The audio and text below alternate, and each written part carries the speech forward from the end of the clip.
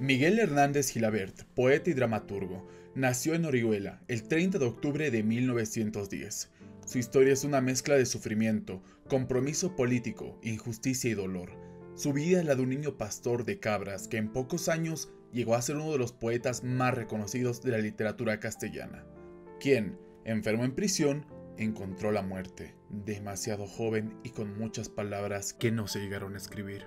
La familia de Miguel Hernández estaba dedicada a la cría y pastoreo de cabras.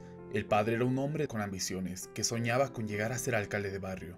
La madre una mujer enfermiza que padecía una bronquitis crónica, mal que la mantenía casi al margen de los cotorreos familiares. Los 4 hijos de la familia, 2 varones y 2 mujeres, vivían dedicados al pastoreo del ganado caprino que poseían. Él era el tercero de los vástagos. La educación de Hernández no llegó tan lejos como hubiera podido. Entre los 5 y 6 años asistió al centro Nuestra Señora de Montserrat.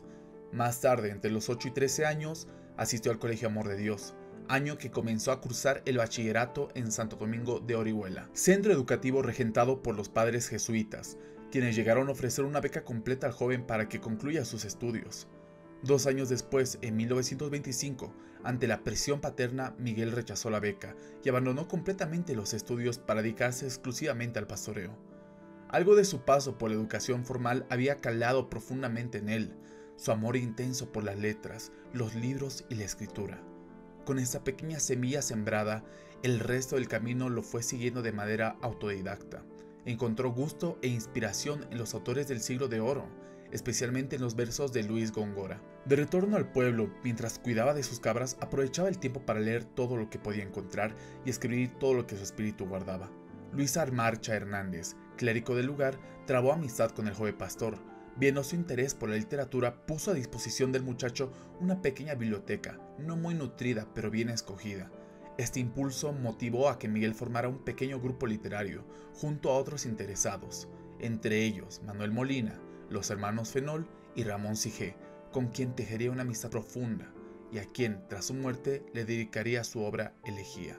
Su afán por escribir lo llevaría a pasar muchas horas entre cabras, componiendo versos que luego pasaba al vicario parroquial para que le hiciera el favor de transcribirlos en una vieja máquina de escribir. Cansado de molestar pidiendo favores, juntando algunos ahorros, el 20 de marzo pudo hacerse con una propia, comprada de segunda mano, pero suya al fin.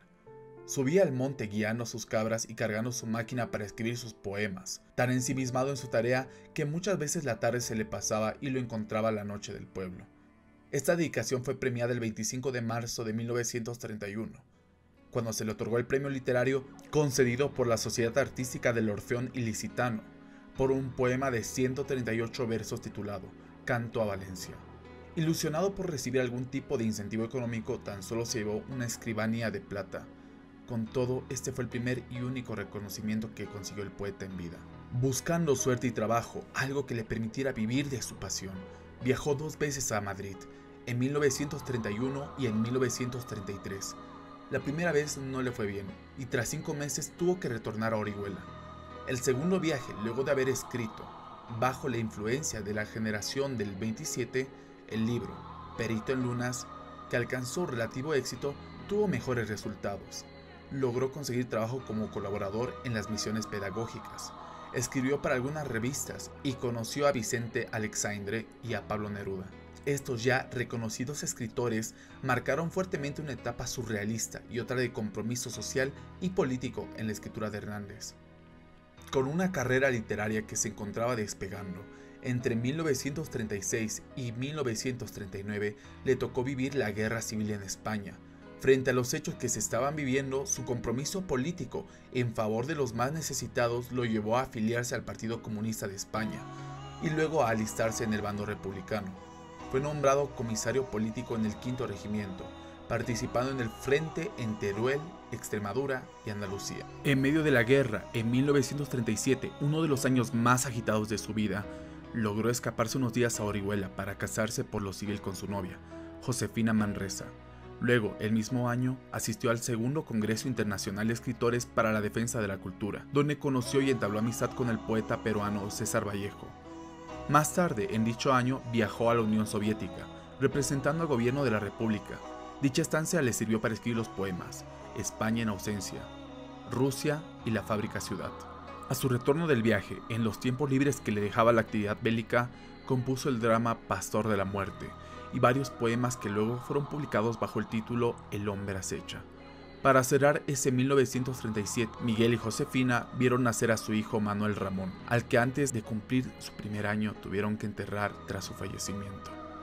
A este niño le fueron dedicados los poemas Hijo de la Luz y de la Sombra, y otros recogidos en el Cancionero y Romancero de Ausencias. Sufriendo el dolor de la pérdida del primer hijo, el 4 de enero de 1939 nació el segundo niño, Manuel Miguel, a quien dedicó desde la prisión el poema Nanas de la Cebolla, musicalizado por varios artistas, entre ellos Alberto Cortés o Juan Manuel Serrat.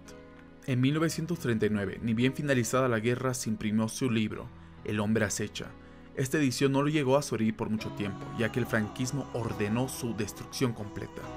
Por azares del destino, 2 ejemplares lograron conservarse. Gracias a ello, se pudo hacer una reedición de la obra en 1981. Su militancia política y participación en la guerra como comisario político comunista hicieron que su situación fuera bastante peligrosa. La única salida que encontró fue salir hacia América vía Portugal.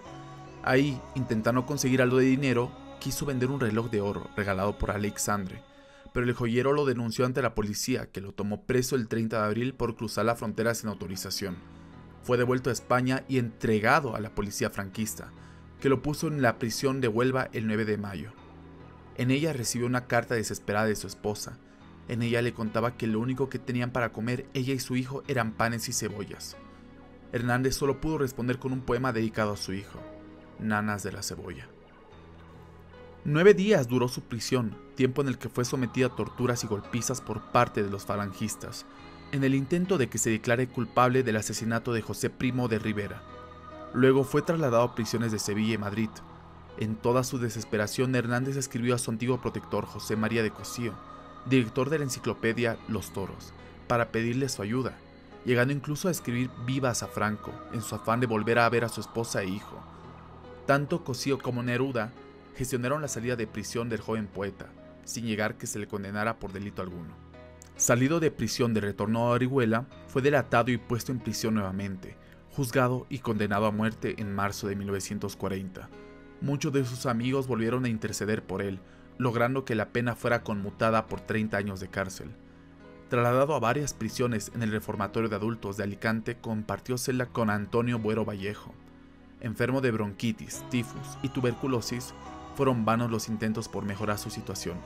Hernández murió en la enfermería de la prisión el 28 de marzo de 1942, a las 5:32 de la mañana, antes de alcanzar los 31 años de edad.